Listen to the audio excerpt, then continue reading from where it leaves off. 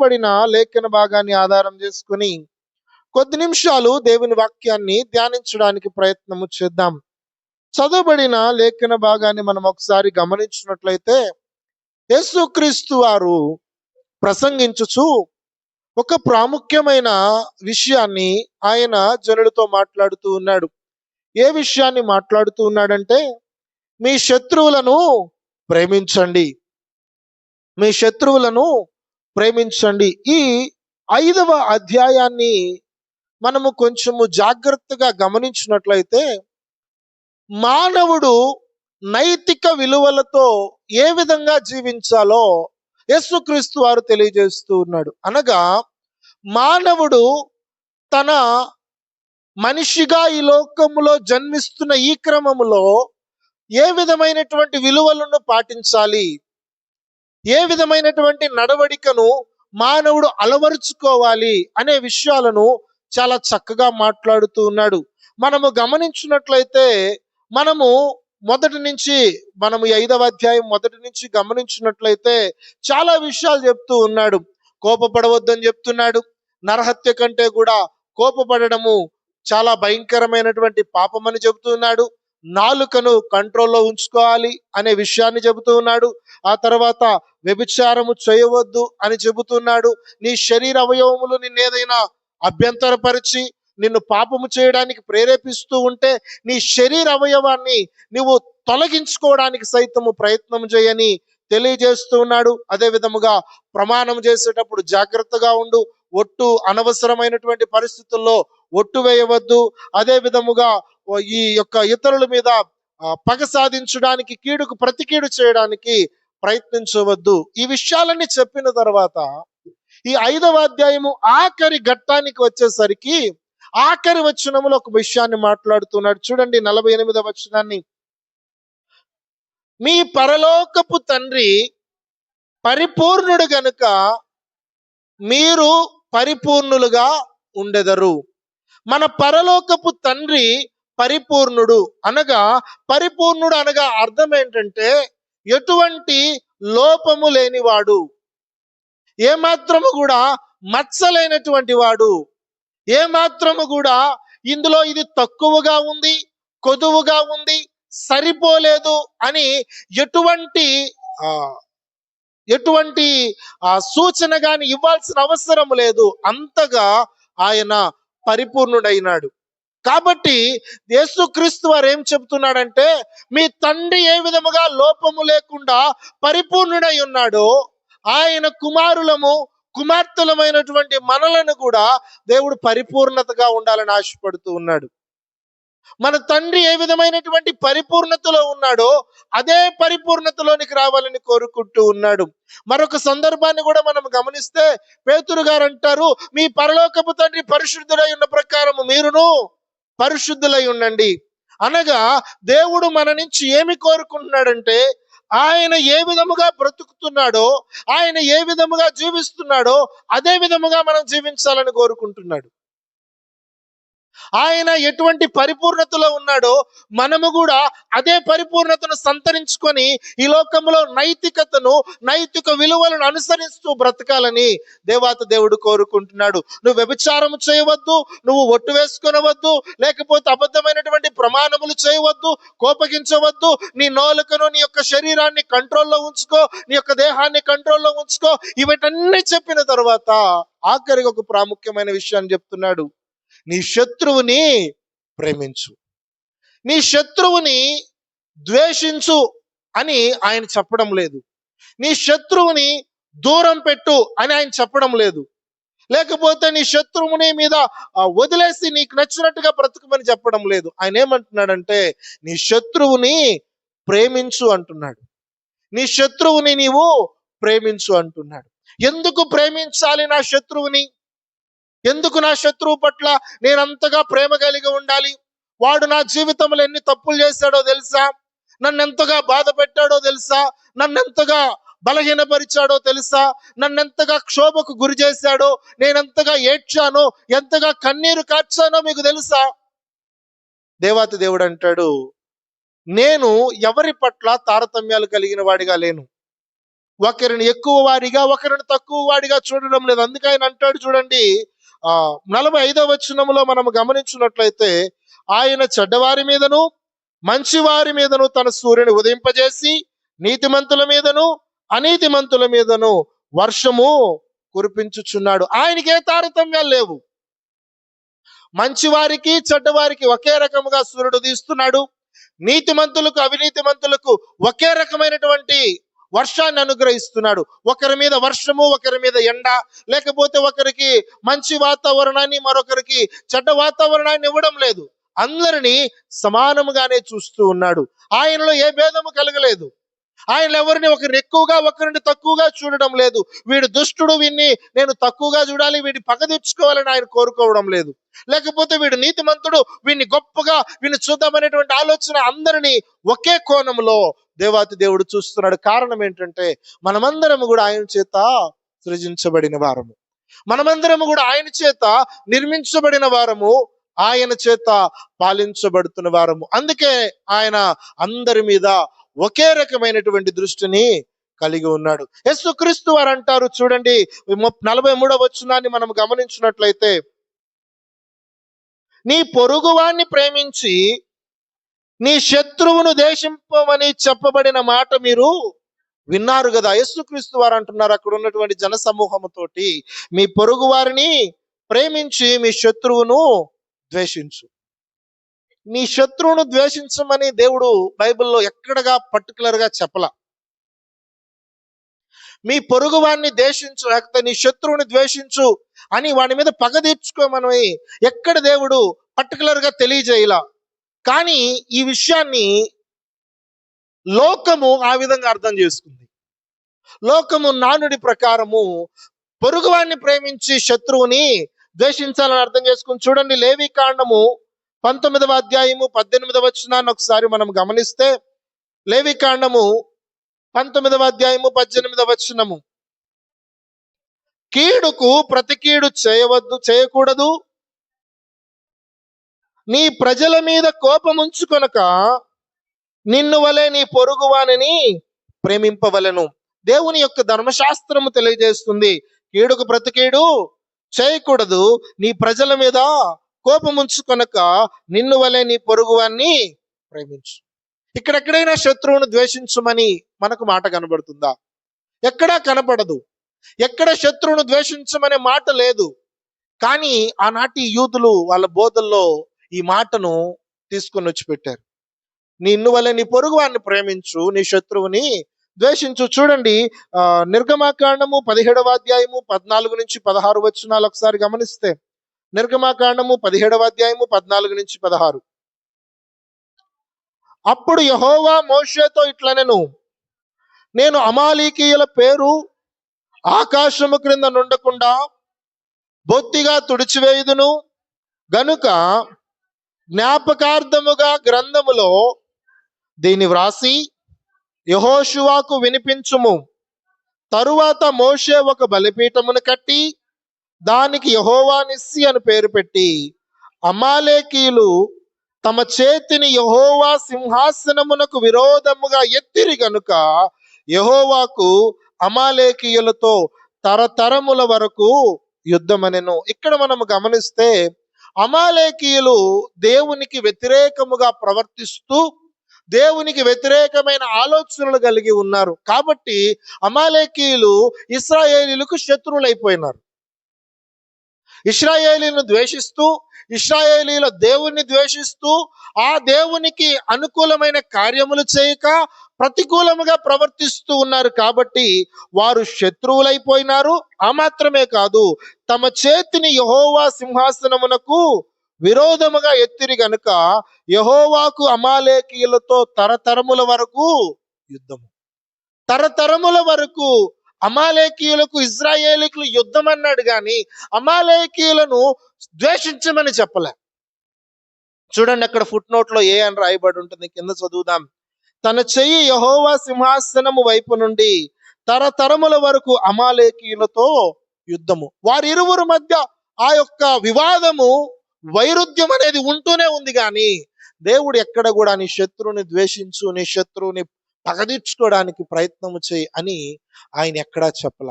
కానీ దేవుని వాక్యం అటువంటి ప్రియ సంగమా, ఆనాటి ప్రజలు ఏమర్థం చేసుకున్నారంటే పొరుగువారిని ప్రేమించాలి, శత్రువుని ద్వేషించాలి. నేటి పరిస్థితుల్లో కూడా మనం గమనిస్తే మనలను ప్రేమించే వారిని, మన కుటుంబాలకు ఆహ్వానించే వారిని, వారి ఇంటికి పిలిచి వాళ్ళ కుటుంబాలు ఏదైనా ఫంక్షన్స్ జరిగినప్పుడు భోజనాలు పెట్టే వాళ్ళని, లేకపోతే వాళ్ళ ఇంట్లో ఏదన్నా కార్యక్రమాలు జరుగుతున్నప్పుడు మనల్ని పిలిచిన వారిని మాత్రమే ప్రేమిస్తాం, వారింటికి మాత్రమే వెళతాం, వారిని మాత్రం మన ఇంటికి పిలుస్తాం.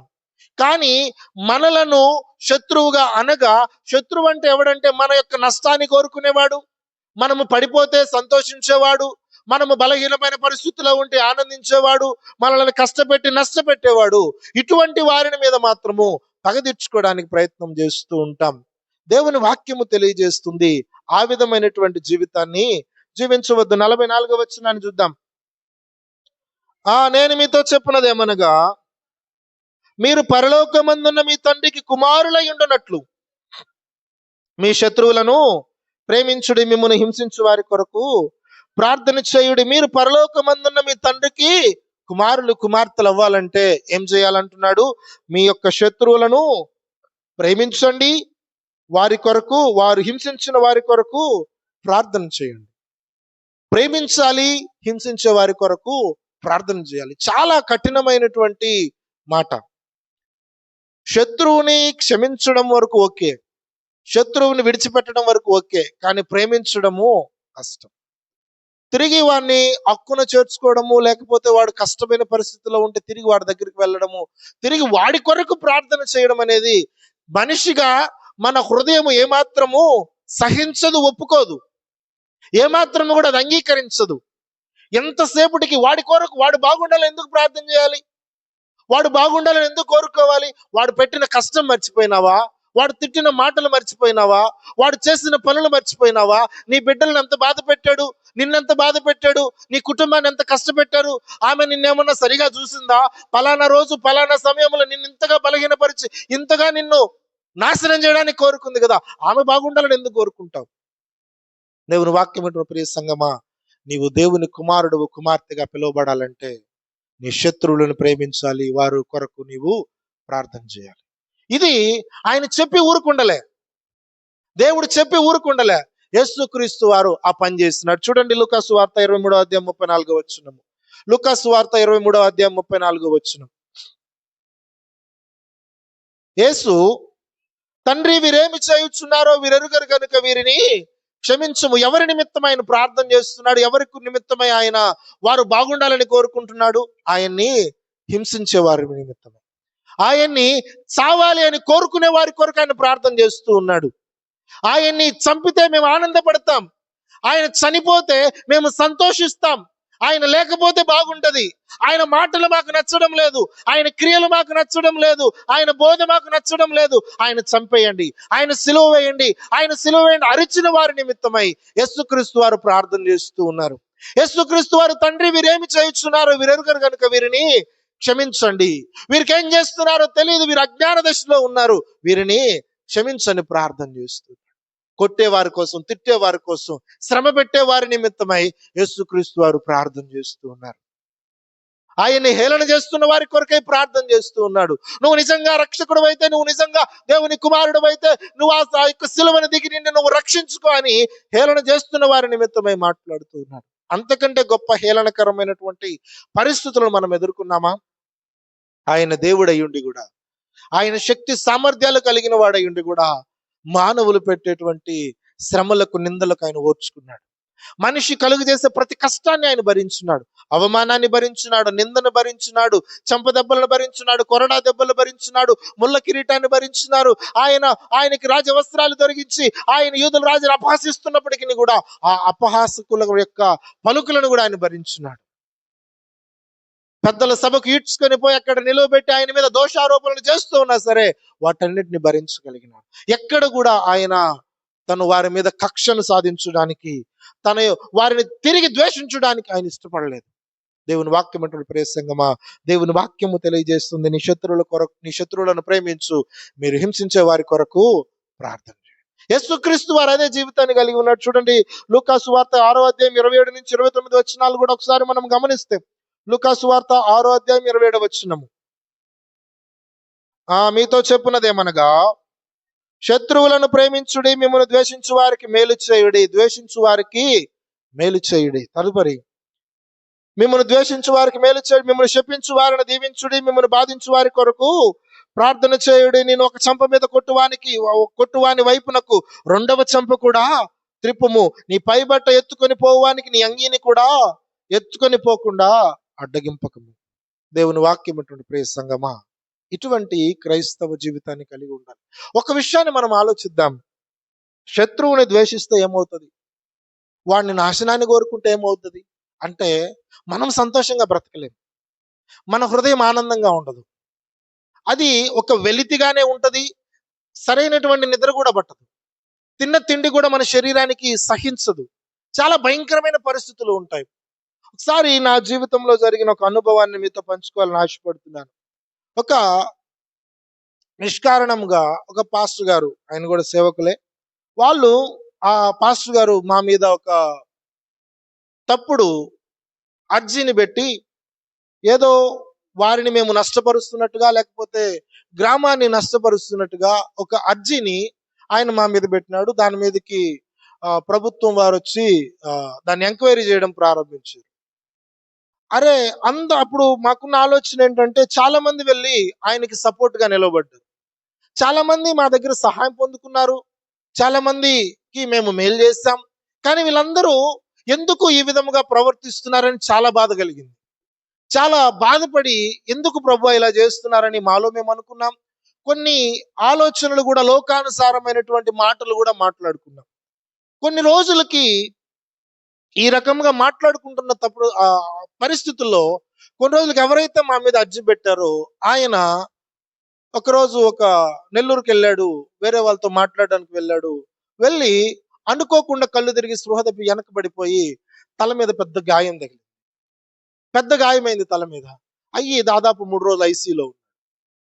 ఆ విషయం తెలిసిన తర్వాత, ఒకవేళ మా నిమిత్తమై, లేకపోతే మేము అనుకున్నటువంటి మాటల నిమిత్తం ఇటువంటి బలహీన పరిస్థితులు ఏమైనా ఏర్పడ్డాయేమోనని వెంటనే ప్రార్థన చేయడం ప్రారంభించాం. వెంటనే వారి యొక్క క్షేమం కొరకు ప్రార్థన చేయడం ప్రారంభించాం. ఆ 3 రోజులు ప్రశాంతంగా, హ్యాపీగా అయితే లేము, తినగలుగుతున్నాము, ఉండగలుగుతున్నాం, కానీ అతని మీద ఉన్నటువంటి ఆ బలహీనమైనటువంటి పరిస్థితిని బట్టి చాలా రోజులు ప్రశాంతత అయితే లేదు. ఎప్పుడైతే వారి కొరకు ప్రార్థన చేశామో, ప్రార్థన చేసిన తర్వాత మళ్ళీ కొన్ని రోజుల తర్వాత కనుక్కున్నాం ఆయన అలా ఉన్నాడు. కనుక్కున్న తర్వాత ఆయన ఆరోగ్యంగా ఉన్నాడని తెలిసిన తర్వాత చాలా సంతోషం అనిపించింది. ఒకరోజు ఆయన ఎదురు పడితే నడవలేక నడుకుంటే మంచి ఎండలో నడుచుకుంటూ పోతున్నాడు. బండి ఆపి పాస్టర్ గారు ఎక్కడి అని చెప్పి ఎక్కించుకొని ఆయన ఎక్కడికి వెళ్ళాలి అక్కడికి తీసుకెళ్లి దించింది. అప్పుడు చాలా సంతోషంగా అనిపించింది, హృదయంలో చాలా ఆ భారం అంతా దిగిపోయినట్టుగా అనిపించింది. దేవుడు అందుకే చెప్పుంటాడేమో, నీ శత్రువులను ప్రేమించండి, హింసించే వారి కొరకు ప్రార్థన చేయండి. దేవుని వాక్యం వింటున్న ప్రియ సంగమా, మనము పగ తీర్చుకున్న దానికి వచ్చే సంతోషం కంటే కూడా శత్రువును ప్రేమించినప్పుడు వచ్చే సంతోషం చాలా గొప్పగా ఉంటుంది. ఆ ఆనందము చాలా ఉన్నతమైనటువంటి ఆనందంగా కనపడుతుంది. దేవుడు అందుకే యేసుక్రీస్తు వారు క్షమించడానికి ఇష్టపడేవాడు, ఆయన కనికరించడానికి ఇష్టపడేవాడు, ఆయన బాధించే వారిని క్షమించడానికి ఇష్టపడేవాడు. ఆయనకి ఏ భేదం లేదు, నీతిమంతుడైన నీతిమంతుడు అందరినీ ఒకే రకమైనటువంటి కోణంలో చూస్తున్నవాడు. ఒకరికి హెచ్చుగాను, ఒకరికి తక్కువగాను ఆయన ఏమాత్రము చేయడం లేదు. దేవుని వాక్యం వింటున్నట్టు ప్రియ సంగమా, ఒకసారి మనలను కూడా మనం ఒకసారి పరిశీలన చేసుకుందాం. మన యొక్క శత్రువుల పట్ల మనం ఇటువంటి విరోధ భావాన్ని కలిగి ఉన్నామేమో, మన జీవితంలో సంతోషం లేదేమో, పరిపూర్ణతలోనికి రాలేకపోతున్నామేమో, మనలను పరిపూర్ణులుగా ఆ ఆలోచన, ఆ పగ, ఆ కీడు మనలను పరిపూర్ణతలోనికి తీసుకుని రావడం లేదేమో. ఒకసారి మనలను మనం పరిశీలన చేసుకుందాం, మన జీవితాలను పరిశీలన చేసుకుందాం. చాలా కష్టాలు పెట్టారు, చాలా ఇబ్బందులు పెట్టారు. యేసుక్రీస్తు వారు పడ్డ కష్టాల కంటే పెద్ద కష్టాలు కాదు. చూడండి, పేతురు రాసిన మొదటి పత్రిక 2వ అధ్యాయం 21వ వచనం నుండి 23వ వచనం వరకు మనం గమనిస్తే, క్రీస్తు కూడా మీ కొరకు బాధపడి మీరు తన అడుగు జాడల యందు నడుచుకునవలెనని మీకు మాదిరి ఉంచిపోయెను. ఆయన పాపము చేయలేదు, ఆయన నోటను ఏ కపటమును కనబడలేదు. ఆయన దూషింపబడి బదులు దూషించలేదు. ఆయన శ్రమ పట్టబడి బెదిరింపక న్యాయముగా తీర్పు తీర్చు దేవునికి తన్ను తాను అప్పగించుకొనెను. చాలా అద్భుతమైనటువంటి లక్షణాన్ని, క్వాలిటీని యేసుక్రీస్తు వారు కలిగి ఉన్నారు. ఏంటి ఆ క్వాలిటీ అంటే చూడండి, ఆ మాట, ఆఖరి మాట ఒకసారి చదువుదాం. ఆయన శ్రమ పెట్టబడి బెదిరింపక న్యాయముగా తీర్పు తీర్చు దేవునికి తన్ను తాను అప్పగించుకొనెను. ఈ పాత్ర నా నుండి తొలగించు ప్రభువా అని ప్రార్థన చేసి, అయినను నీ చిత్తమే సిద్ధించుగాక. నేను శ్రమ పడడం నీ చిత్తమైతే శ్రమ పడతా, నేను బాధపడడం నీ చిత్తమైతే బాధపడతా, నేను కొట్టించుకోవడం నీ చిత్తమైతే కొట్టించుకుంటా, నేను అవమానపడి నా యొక్క గడ్డాన్ని పెరికి నా నెత్తి మీద ముళ్ళ కిరీటం పెట్టి నన్ను అవమానపరిచితే నీకు చిత్తమైతే నేను భరిస్తా, సిలువ మరణాన్ని సైతం నేను ఒప్పుకుంటానని అన్నిటికీ దేవునికి యొక్క న్యాయమైన తీర్పునకు ఆయన తల వంచినవాడు. ఈరోజు దేవుని వాక్యమైనటువంటి ప్రియ సంగమా, శత్రువులు మనల్ని బాధ పెట్టినప్పుడు ఓర్చుకోవడానికి, వారిని తిరిగి ప్రేమించడానికి, వారి కొరకు ప్రార్థన చేయడానికి మనము ఇష్టపడగలగాలి. అది నిజమైనటువంటి భక్తి, నిజమైనటువంటి పరిపూర్ణత. శత్రువుని కొట్టమని, ద్వేషించమని, కీడుకు ప్రతి కీడు చేయమని దేవుని వాక్యము తెలియజేయడం లేదు. ఎందుకు క్షమించాలి, ఎందుకు ఓర్చుకోవాలి? చూడండి, పై మాటలు ఒకసారి మనం గమనించినట్లయితే చూడండి, 20వ వచనము. తప్పిదమునకై దెబ్బలు తినప్పుడు మీరు సహించిన ఎడల మీకేమి ఘనము? మేలు చేసి బాధపడినప్పుడు మీరు సహించిన ఎడల అది దేవునికి హితమగును. ఇందుకు మీరు పిలువబడ్డారు. తప్పిదములు చేసి దెబ్బలు తినడం పెద్ద గొప్ప సంగతి కాదు. తప్పు చేసి ఆ యొక్క తప్పు చేసి శిక్షణ అనుభవించడం కాదు, తప్పు చేయకుండా కూడా శిక్షణ అనుభవించి ఓర్చుకొనిన వాడు, ఆ మాట చూడండి, దేవుని సన్నిధిలో అది హితముగా కనబడుతుంది. దేవుని వాక్యం ఏంటువంటి ప్రియ సంగమా, అటువంటి జీవితాన్ని మనము జీవించాలని దేవుని వాక్యము తెలియజేస్తుంది. చూడండి, ఇదే పేతురు రాసినటువంటి మొదటి పత్రిక 3వ అధ్యాయం 9వ వచనాన్ని మనం గమనించినట్లయితే ఆయన అంటాడు, మీరు ఆశీర్వాదమునకు వారసులగుటకు పిలువబడితిరి గనుక కీడుకు ప్రతి కీడైనను ప్రతి దూషణైనను చేయక దీవించుడి. కీడుకి ప్రతి కీడు చేయవద్దు, దూషణకు ప్రతి దూషణ చేయవద్దు. కారణం ఏంటంటే ఆశీర్వాదమునకు పిలువబడ్డాం, ఆశీర్వాదమునకు వారసులగుటకు పిలువబడ్డాం. ఈరోజు నిన్ను శ్రమ పెట్టాడని, నిన్ను దుఃఖపరిచాడని, నిన్ను కష్టపెట్టాడని వాడిని తిట్టుకుంటూ, వాడిని దూషించుకుంటా ఉంటే నువ్వు అక్కడే ఆగిపోతావు, వాడి దగ్గర నిలిచిపోతావు, వాడితో పాటు నువ్వు ఆగిపోతావు. మన జీవితాలు ముందుకెళ్ళవు, మనం ఆశీర్వాదాన్ని పొందుకోలేం, మనం దేవుని సన్నిధిలో గొప్పవారం కాలేం. దావీదుని భయంకరమైనటువంటి మాటలు మాట్లాడుతూ ఉన్నాడు, వచ్చి దావీదుని భయంకరమైనటువంటి దూషణ పలుకులు పలుకుతూ ఉన్నాడు. దేవుని సెలవు కాందే వీడు నన్నేమి తిట్టడానికి వీళ్ళు, దేవుని సెలవు చొప్పునే తిడుతున్నాడు. వదిలేయండి, వాడి పాటికి వదిలేయండి. యోవాషు వచ్చి, అయ్యా వీడిని చంపేస్తాను, వీడు నాకు పెద్ద లెక్క కాదు, వీడిని చంపేస్తానంటే అవసరం లేదు. దేవుని చిత్తం అలాగున్న అలాగే పోదాం. వాడు తిట్టమని దేవుడు సెలవిచ్చితేనే కానీ వాడు తిట్టలేడు కదా, తిట్టనివ్వు. దేవుని వాక్యం ఏంటన్న ప్రియ సంఘం, వాళ్ళు దూషించే వాళ్ళు మన వెనకే ఉంటారు, తిట్టేవారు వెనకే ఉంటారు, బలహీనపరిచేవారు వెనకే ఉంటారు. కానీ మనం మాత్రము ఆశీర్వాదాలను సొంతం చేసుకుంటాం. దేవుని వాక్యము తెలియజేస్తుంది, మీరు ఆశీర్వాదమునకు వారసులగుటకు పిలువబడతారు. ఆశీర్వాదాలు స్వతంత్రించుకోవడానికి పిలువబడ్డాం, దేవుని సన్నిధిలో వాగ్దానాలు స్వతంత్రించుకోవడానికి మనం పిలువబడ్డాం. ఆగిపోవడానికి పిలువబడలేదు, నిలిచిపోవడానికి పిలువబడలేదు. తదుపరి దావీదు విషయంలో తప్పు చేస్తానని తిరిగి వచ్చి ఎంతగానో ఏడ్చి ఆయన సన్నిధిలో, ఆయన దగ్గరకు వచ్చి ఆయన పాదాల మీద పడుతూ, దేవుని వాక్యం ఏంటంటే ప్రియ సంగమా, ఒక దినాన మన శత్రువే మన పాదాల దగ్గరికి వస్తాడు, మన శత్రువే మన దగ్గరికి వచ్చి ఆ నిజమైనటువంటి మారు మనసు పొందుతాడు. దేవుని వాక్యం ఏంటంటే ప్రియ సంగమా, ఒకసారి మనము కూడా ఈ పరిస్థితిలో ఉన్నామో జ్ఞాపకం చేసుకుందాం. ఆయనకి ఎవరికి భేదం లేదు. ఆయన చెడ్డవారి మీదను మంచి వారి మీదను ఒకే రకమైనటువంటి సూర్యుని ఉదయింపజేస్తున్నాడు. నీతిమంతుల మీద అనీతిమంతుల మీద ఆయన ఒకే రకమైనటువంటి వర్షాన్ని కురిపిస్తూ ఉన్నాడు. దేవుని సన్నిధిలో భేదం లేదు. నేను ఇశ్రాయేలుడును, నేను యూదుడను, లేకపోతే నేను క్రైస్తవుడును, మరొకటి అనుకోవడానికి లేదు. ఆయనకి అందరూ సమానమే. దూషించే వాళ్ళ మీద ఒకే రకముగా ఆయన తన యొక్క కాంతిని ప్రసరింపజేస్తున్నాడు. చూడండి, ఆమోసు గ్రంథము 9వ అధ్యాయం 7వ వచనం. ఆమోసు గ్రంథము 9వ అధ్యాయం 7వ వచనం.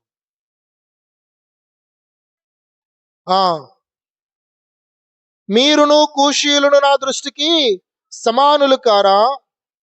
నేను ఐగుప్తు దేశములో నుండి ఇజ్రాయేలీలను, కఫ్తోరు దేశములో నుండి ఫిలిస్తీయులను, కీరు దేశములో నుండి సిరియలను రప్పించుతిని. దేవుని వాక్యము తెలియజేస్తుంది, మీరు శత్రువులుగా అనుకుంటున్నటువంటి ఫిలిస్తీయులు కావచ్చు, సిరియా వారు కావచ్చు, ఐగుప్తీయులు కావచ్చు, అందరిని నేనే విమోచించేవాడను, అందరికి స్వాతంత్ర్యం ఇచ్చిన వాడను నేనే.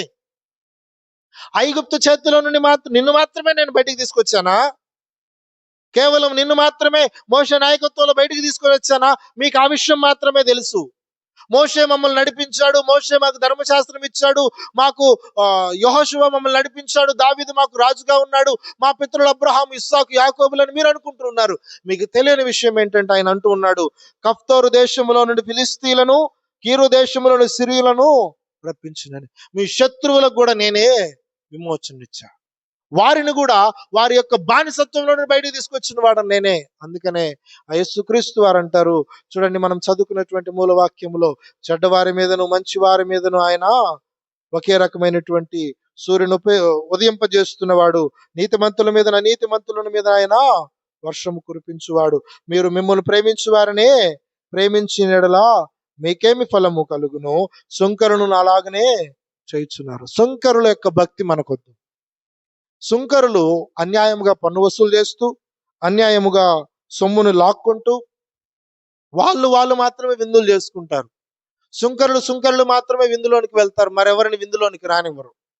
వారు మాత్రమే ఆ యొక్క విందులో పాల్గొంటూ, ఈ సుంకరింటికి మరొక సుంకరింటికి వీళ్ళు మాత్రమే వెళ్తారు, మరెవరిని పట్టించుకోరు, మరెవరిని ప్రేమించరు. అటువంటి సుంకరుల భక్తి మనకొద్దు. ఆయన అంటాడు, చూడండి మనం చదువుకున్నటువంటి 5వ అధ్యాయం 20వ వచనంలో, శాస్త్రుల నీతి కంటేను పరిశీలన నీతి కంటేను మీ నీతి అధికము కాని యెడల మీరు పరలోక రాజ్యంలో ప్రవేశింపలేరు. సుంకరుల భక్తి వంటి భక్తి మనకొద్దు, శాస్త్రుల పరిశీలన వంటి నీతి మనకొద్దు. అంతకు మించినటువంటి నీతి పరులముగా, అంతకు మించినటువంటి భక్తి పరులముగా మనము జీవించినట్లయితే పరిపూర్ణతలోనికి వస్తాం. యేసుక్రీస్తు వారు ఏ విధమైనటువంటి పరిపూర్ణతను సంతరించుకున్నారో అటువంటి పరిపూర్ణతలోనికి రావాలి, అటువంటి జీవితంలోనికి మనం రావాలి. చూడండి చివరిగా యాకోబు పత్రిక 1వ అధ్యాయం 4వ వచనం చదువుదాం. యాకోబు పత్రిక 1వ అధ్యాయం 4వ వచనం, మీరు సంపూర్ణులను అనునాంగులను ఏ విషయంలోనైనను కొదువలేని వారై యుండునట్లు ఓర్పు తన క్రియను కొనసాగింపనీయుడి.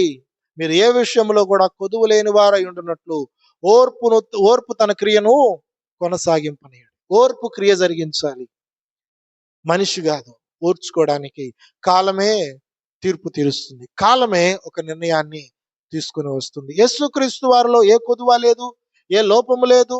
ఆయన పరిపూర్ణుడు, ఆయన అన్ని విషయాల్లో పరిపూర్ణుడు. ఆయనలో పాపము లేదు, ద్వేషము లేదు, ఏ రకమైనటువంటి మత్సరము లేదు.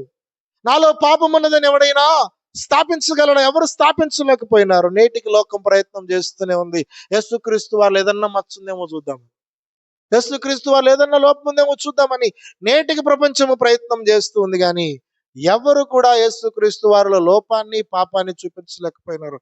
ఆయన సంపూర్ణత కలిగిన వాడు, ఆయన సంపూర్ణుడు. నిన్ను నన్ను కూడా ఆ సంపూర్ణతలోనికి రావడానికి దేవాతి దేవుడు కోరుకుంటూ ఉన్నాడు. అందుకనే 48వ వచనం మనం చదువుకున్న భాగంలో 48వ వచనంలో అంటాడు, మీ పరలోకపు తండ్రి పరిపూర్ణుడు గనుక మీరును పరిపూర్ణులై ఉండెదరు.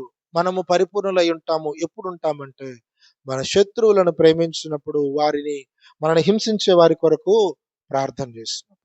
అన్నీ చేస్తున్నాను ప్రభువా, అన్నీ ఉన్నాయి ప్రభువా, వాడిని మాత్రం నేను ప్రేమించలేను, ఆమెను మాత్రం నేను ప్రేమించలేను, ఆమెను మాత్రము నేను వదిలిపెట్టలేను ప్రభువా, అది మాత్రం నా వల్ల కావట్లేదు, దాన్ని మాత్రం నేను విడిచిపెట్టను, అతన్ని మాత్రం నేను ఎంత మాత్రం విడిచిపెట్టను అంటే నువ్వు పరిపూర్ణతలోనికి రాలేవు.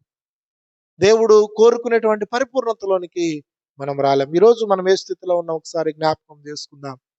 దేవుడు యేసుక్రీస్తు వారు ఏ యొక్క పరిపూర్ణత, కొదువలేని ఆ యొక్క స్థితిలో ఉన్నాడు. ఆయన ఎంతగా ఓర్చుకున్నాడు, ఎంతగా ఓర్పు కలిగి ఉన్నాడో మనం చూసాం. అటువంటి స్థితిలోనికి మనం రావడానికి, యేసుక్రీస్తు వారి వలె మనము కూడా జీవించడానికి, ఆయన ఏ మార్గాన్ని చూపించి వెళ్ళాడు ఆ మార్గంలో మనము కూడా నడవడానికి అటువంటి కృపను పరిశుద్ధాత్మ దేవుడు మనందరికి దయచేయును గాక.